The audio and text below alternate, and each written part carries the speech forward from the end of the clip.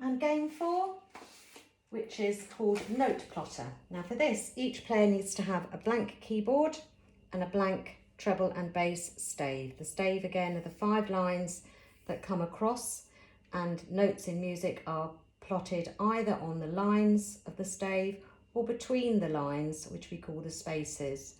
And for this, we can also have a space note just underneath the bottom line of each stave or on top of each line of each stave. So each player, or again, each player can draw for the other player a note name out of the bag, and place that note name on the keyboard. Now you need to decide how you're going to use this keyboard, because we can use the keyboard entirely for the bass clef stave, or entirely for the treble clef stave, or we could split the keyboard so we have half bass and half treble. It really depends how many notes your child is learning at the moment.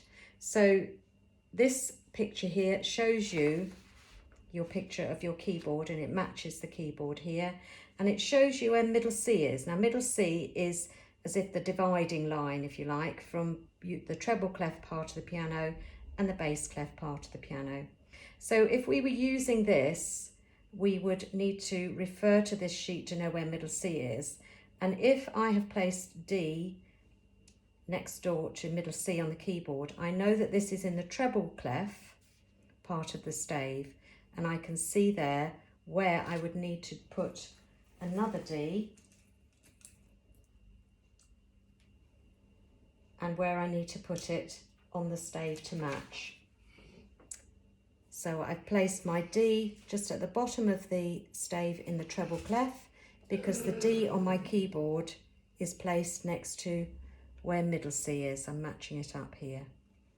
So you could play it like that, or you could play using one complete stave. So here I'm going to do just the bass clef stave.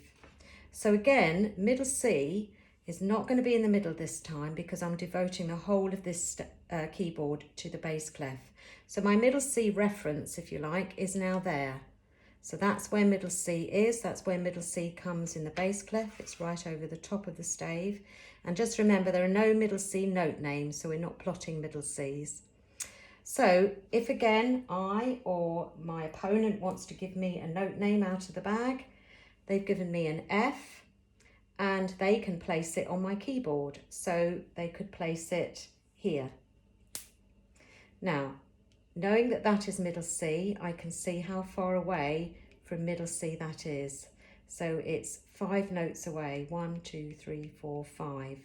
So 1, 2, 3, 4, 5 notes going down the keyboard, which is the way we go with the bass clef. I can find where the F is. So finding another F from my pile of note names here, I'm going to plot the F on the correct place on the bass clef stave. So just to check, there's middle C here. There is the F on that second line down on the stave, and that corresponds with that F 5 notes away from middle C, so that's correct.